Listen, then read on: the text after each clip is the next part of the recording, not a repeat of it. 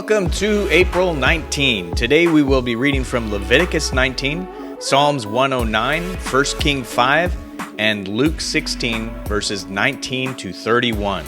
Our word for today comes from 1 Kings 5, verses 3 through 5. This is the English Standard Version. You know that David, my father, could not build a house for the name of the Lord his God because of the warfare with which his enemies surrounded him, until the Lord put them under the soles of his feet. But now, the Lord my God has given me rest on every side. There is neither adversary nor misfortune. And so I intend to build a house for the name of the Lord my God, as the Lord said to David my father, your son, whom I will set on your throne in your place, shall build the house for my name. It's important to know the times, the seasons, and the generations. Your life is part of a greater story, and though your role is valuable, you are not the main character. In fact, each of us is a supporting character, doing our part in this greater narrative and moving forward the story. We must recognize our generational connection and our place in the big picture. David warred for a kingdom. Solomon grew up in the warfare, but reigned in the established peace. Rehoboam, that's Solomon's son who will come next, he grew up in the peace as an entitled prince and squandered the kingdom. This is the broken three-generation cycle. Establish, build, waste. We see this cycle moving over and over throughout time and across various cultures around the world. It's funny because I had these conversations with my wife, and she could point out the same principles that happen in Japan and are recognized over there. They're the same things that we're talking about here in the Bible, and we see them in the United States. It's just one of those generational principles. What is conquered in the first generation is lost by the third generation, because the third grew up in peace and provision and without an adversary or hardship. How do we avoid destruction in the third generation? Be aware of the cycles and intentional about preparing each generation. We have to be generationally minded and operate in mind of the coming generation. David prepared Solomon to be a builder. Solomon should have prepared Rehoboam to be a governor.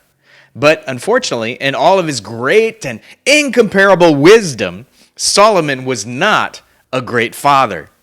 He did not train his son Rehoboam to reign. Rehoboam did not know how to govern and care for the kingdom he received. If we see the cycles, we can prepare. So 3 generations. Number 1. Establisher, war to establish the boundaries and the foundation, and then prepare the builder. Number 2, builder, build upon the foundation and increase structure and process and productivity, and then prepare the governor. Number 3, governor, reign and maintain that which has been built and cultivate the people, and then prepare the establisher for the next season of expansion. Where are you in the cycle? In your family? In your profession? How are you preparing those coming after you? Think generationally and be aware and be intentional. Leviticus 19, New Living Translation. The Lord also said to Moses, give the following instructions to the entire community of Israel. You must be holy because I, the Lord your God, am holy. Each of you must show great respect for your mother and father, and you must always observe my Sabbath days of rest. I am the Lord your God. Do not put your trust in idols or make metal images of gods for yourselves. I am the Lord your God. When you sacrifice a peace offering to the Lord, offer it properly so you will be accepted by God. The sacrifice must be eaten on the same day you offer it or on the next day. Whatever is left over until the third day must be completely burned up. If any of the sacrifices eaten on the third day, it will be contaminated, and I will not accept it.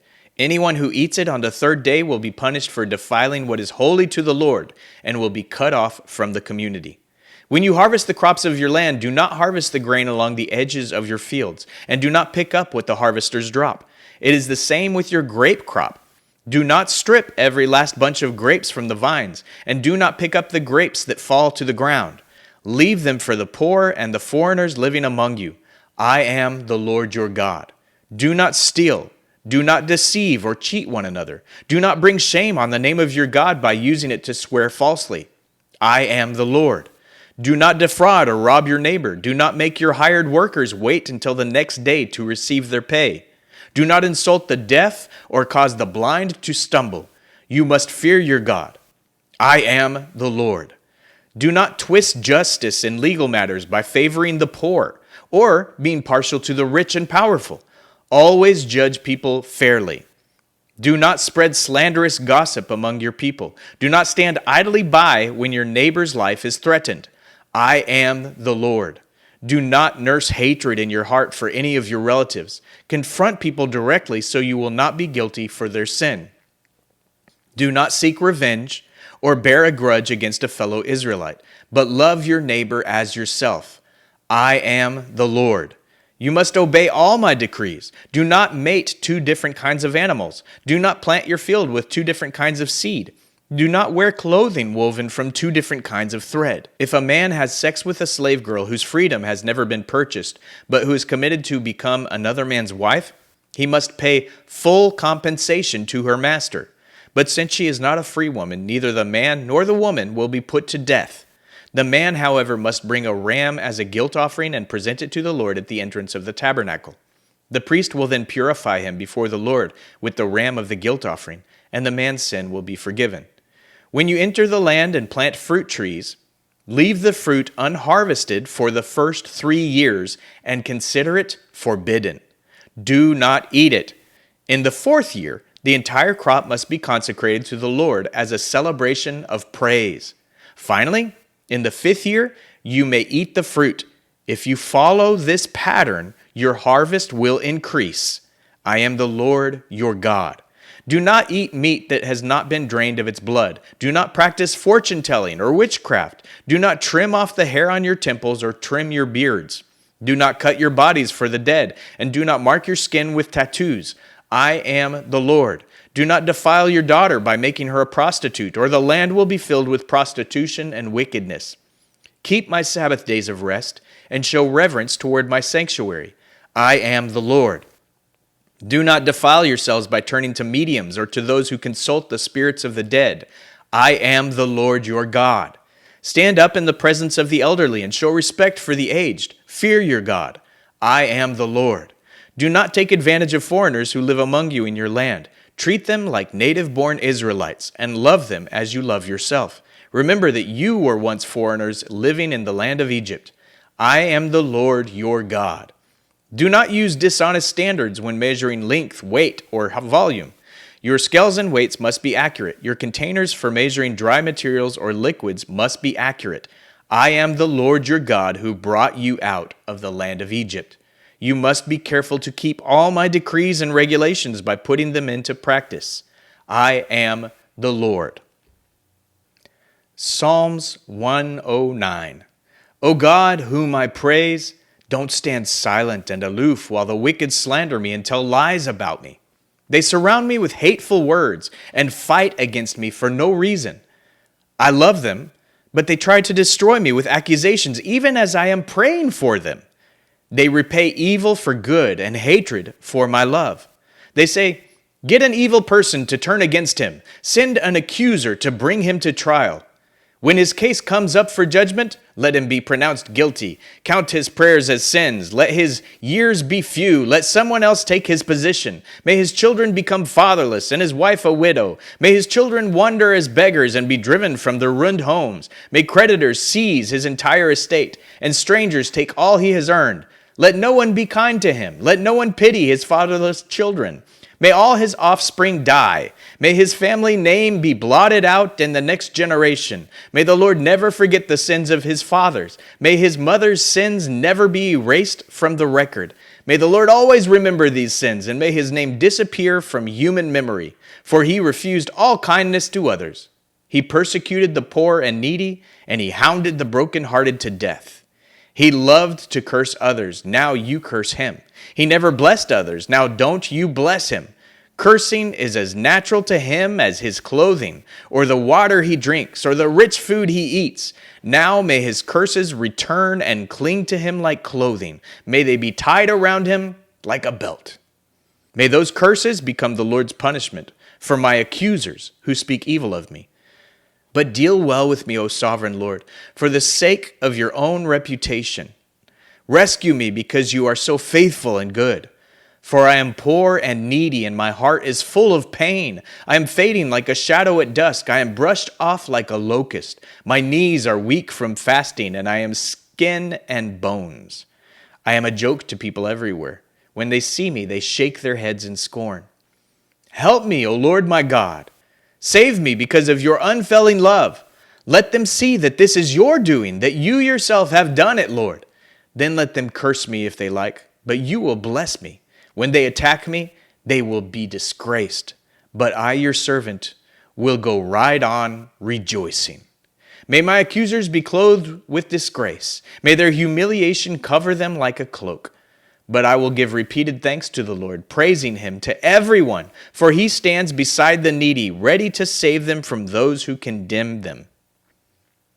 1 Kings 5. King Hiram of Tyre had always been a loyal friend of David.